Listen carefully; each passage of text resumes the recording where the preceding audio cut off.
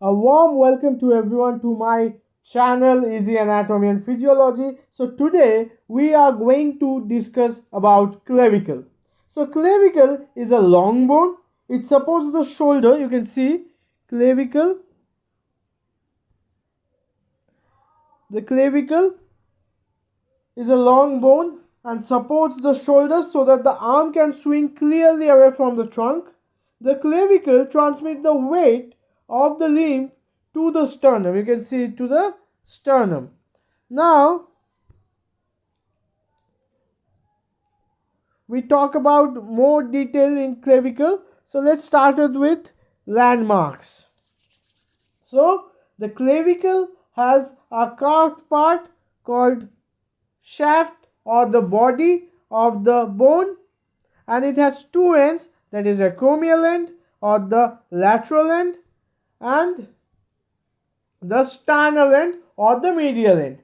So it has two epiphyses and one diaphysis. That means it has one shaft and two ends. That means it is a long bone, and it is the only long bone which lies horizontally. Okay. Now let's talk about the site determination. Now when we talk about the site determination,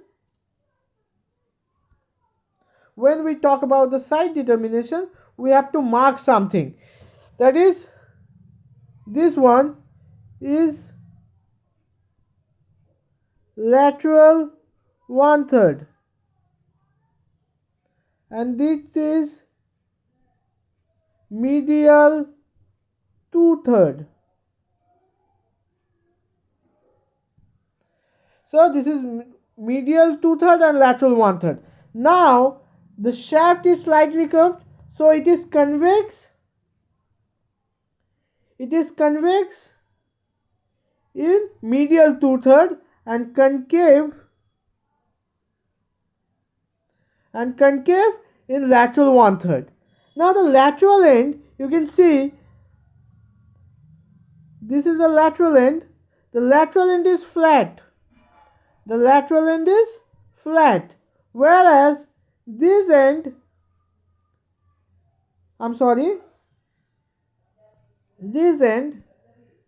this is quadrangular. This end, this is the sternal end and this is quadrangular. You can see this is the quadrangular end, right? And now if we talk about the surface, the inferior surface, this is the inferior surface, and there is a groove called subclavian groove that is present in the medial 1/3. That is in medial 1/3. In medial 1/3. In medial 1/3 it is present. Okay. Now let's talk about some peculiarities of this bone. There is no medullary cavity. It is the only long bone that lies horizontally. It is subcutaneous throughout, and it is the first bone to ossify in our body, in human body. Now let's talk about the features. The shaft or the body of the clavicle. The shaft is divisible into lateral 1/3 and medial 2/3. What I shown you previously, what I told you. Now when we talk about the surfaces, we will divide in lateral 1/3 and medial 2/3. So in lateral 1/3, the shaft is flattened from above downwards. And it has two borders. Anterior border, posterior border. Anterior border and posterior border, and two surfaces. Inferior surface, superior surface. So please consider this.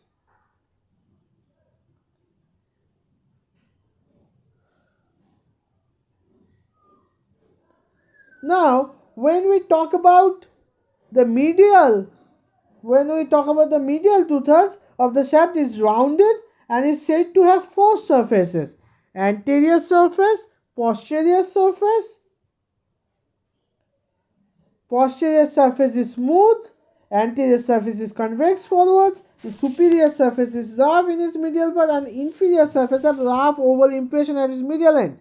The lateral half of this surface has a longitudinal subclavian groove, and the nutrition foramen lies at the lateral end of the, we can see, one sec.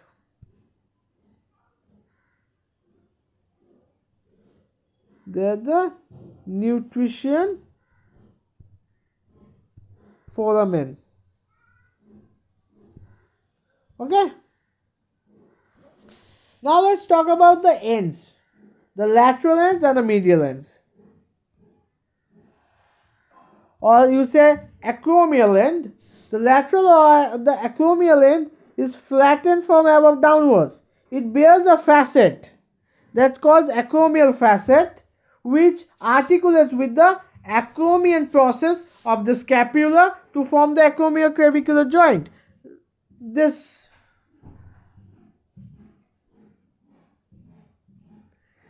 is the acromioclavicular joint, more specifically this. More specifically this one. Okay. Acromioclavicular joint. Now the sternal end, this end. The sternal end is quadrangular and articulates with the clavicular notch of the manubrium sterni to form the sternoclavicular joint. To form the sternoclavicular joint. Okay. Now let's talk about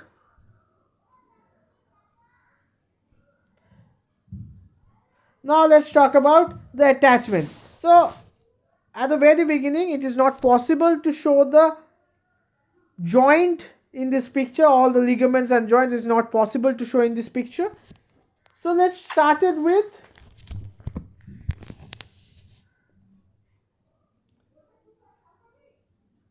deltoid. The anterior border, this is the anterior border, which gives origin to the deltoid muscle. Obviously, from the lateral 1/3, that is clavicular part. Clavicular part. It is from lateral 1/3. Pectoralis major. Clavicular part from medial part. Its get origin. Sternocleidomastoid. The clavicular head of the sternocleidomastoid arises from the superior surface. From the superior surface. And some insertion, that is subclavius. That is subclavian groove gives insertion to the muscle called subclavius muscle, and the trapezius.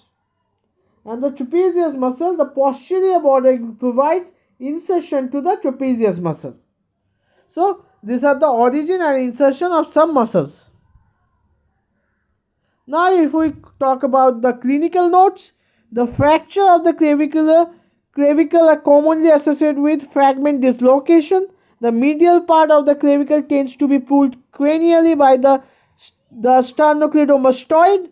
The lateral part of the clavicle can become cordially displaced by the coracoclavicular ligament.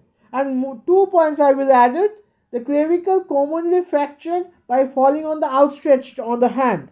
And the common place to be fractured is the junction of 1/3. The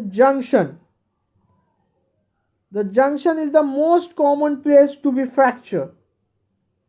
Or you say this is a sign of fracture. So this is the common place to be fractured. Now if we talk about another thing, the clavicle may be congenitally absent or imperfectly developed into disease called cleidocranial dysostosis. Cleidocranial dysostosis. And now let's talk about the ossification. It is the first bone to ossify. There is 2 primary centers and 1 secondary centers. There is 2 primary and 1 secondary centers. So that's all for clavicle.